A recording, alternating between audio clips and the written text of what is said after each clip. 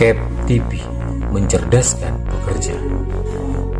Halo semuanya, pernah nggak sih kalian ngebayangin kalau tempat kerja kita yang biasa-biasa aja ini ternyata bisa disulap jadi mesin penggerak ekonomi yang luar biasa? Nah, di sesi bedah materi kita kali ini, kita bakal ngebongkar abis sebuah cetak biru kemandirian ekonomi. Kita ambil studi kasus yang super menarik langsung dari PT NOK Indonesia. Jadi, siap-siap ya, karena taktik yang bakal kita bahas ini sifatnya benar-benar praktis dan bisa langsung diterapin. 60 juta rupiah. Ya, kalian nggak salah dengar. Pertanyaannya sekarang, gimana caranya sebuah koperasi pekerja di tingkat lokal bisa secara konsisten ngebuktiin omset bulanan segede ini? Ingat ya, ini bukan perusahaan raksasa multinasional yang lagi kita omongin. Ini murni unit usaha yang dikelola secara independen oleh para pekerja. Dan keuntungannya juga buat para pekerja itu sendiri. Angka fantastis inilah yang bikin kita penasaran banget buat nelusurin studi kasus ini lebih jauh. Biar diskusinya gampang diikutin, ini 5 poin utama yang bakal kita bedah hari ini. Pertama, misi kesejahteraan pekerja. Kedua, kisah sukses koperasi NOK. Ketiga, gimana sinergi koperasi dan serikat. Keempat, evolusi menuju kemandirian modal. Dan yang terakhir, langkah-langkah praktis buat mendirikan koperasi mandiri. Oke, langsung aja kita masuk ke bagian pertama, misi kesejahteraan pekerja. Nah, ceritanya ini bermula di tanggal 23 Mei 2026. Coba bayangin, 7 delegasi pengurus Serikat Pekerja PT TSE Group Korindo rela terbang jauh-jauh dari pedalaman Boven di Gol, Papua Selatan, cuma buat datang ke Bekasi. Jadi setelah mereka ikut pendidikan advokasi di Bogor dari tanggal 19 sampai 21 Mei, mereka nggak langsung pulang. Mereka punya satu misi spesifik, nyari model kesuksesan ekonomi pekerja yang emang udah terbukti jalan di Pulau Jawa. Dan motivasi mereka itu jelas banget. Kalau kata Bapak Stefanus Kandam, selaku Ketua PUK Serikat Pekerja di PT TSE, koperasi itu bukan cuma sekedar pelengkap perusahaan. Sama sekali enggak.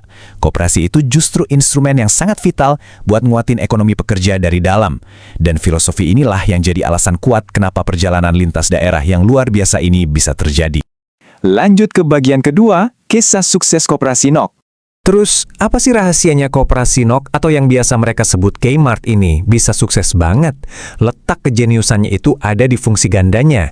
Di satu sisi mereka ngelayanin kebutuhan dasar pekerja sehari-hari, mulai dari bahan pokok, makanan ringan, sampai urusan KPR kerjasama dengan BNI. Tapi di sisi lain, nah ini yang menarik, Kmart ini juga berubah jadi etalase pasar buat para pekerja yang punya usaha rumahan.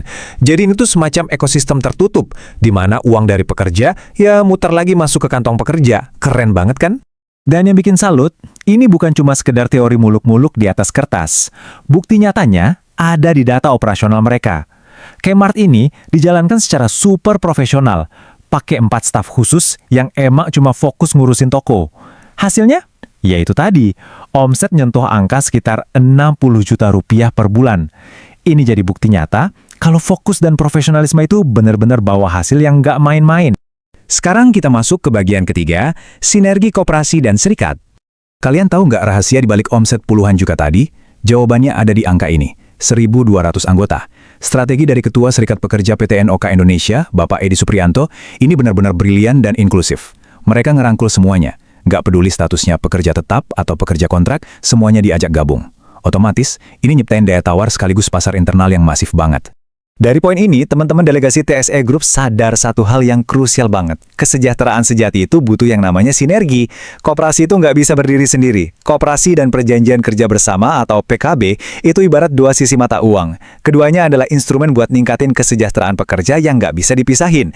Dan malah saling nguatin satu sama lain di dalam perusahaan. Masuk ke bagian keempat, evolusi menuju kemandirian modal. Tentu aja, pencapaian mereka ini nggak kejadian dalam semalam. Seperti yang diceritain sama ketua koperasinya, Bapak Setia Hardi, perjalanan mereka cukup panjang. Di tahap awal pendirian, wah tantangannya pasti banyak. Terus masuk ke tahap kedua, mereka masih bergantung banget sama bank dan modal dari luar, terutama buat ngebantu program kredit motor pekerja. Tapi, pelan-pelan, berkat ketekunan dan manajemen yang rapi, mereka akhirnya sampai di tahap ketiga, yaitu kemandirian penuh, alias udah benar-benar lepas dari pinjaman pihak luar.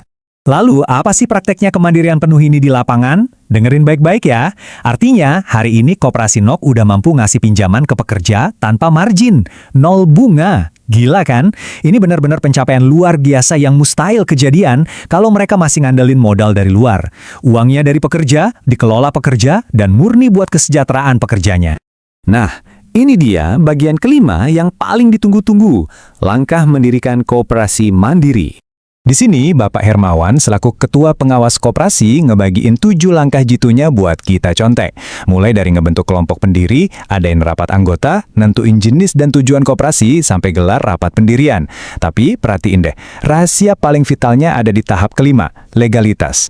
Ngurus akta pendirian dan pengesahan badan hukum itu harga mati. Kalau pondasi ini nggak ada, kalian nggak bakal bisa ngurus NPWP, nggak bisa buka rekening, apalagi beroperasi secara resmi. Singkat cerita, setelah diskusi panjang lebar, sesi bedah materi dan tukar pikiran lintas daerah ini ditutup dengan hangat jam 14:10 siang, lengkap dengan sesi foto dan makan bareng. Di luar semua angka omset, taktik jualan, dan urusan legalitas yang udah kita bahas tadi, ada satu hal yang paling kerasa, solidaritas antar serikat pekerja. Rasa saling dukung inilah yang sebenarnya jadi nyawa, yang bikin pertukaran ilmu kayak gini tuh mahal dan berharga banget. Nah, sekarang cetak birunya udah ada di tangan kalian. Kisah sukses PT NOK udah ngebuktiin secara gamblang kalau kesejahteraan finansial yang murni dari dan untuk pekerja tanpa campur tangan pihak luar itu sangat mungkin buat diraih. Pertanyaannya sekarang buat kalian, siapkah serikat pekerja di tempat kalian ngambil langkah pertama dan ngebangun kemandirian ekonomi itu sendiri? Coba dipikirin, terapin ilmunya, dan sampai jumpa di bedah materi kita selanjutnya.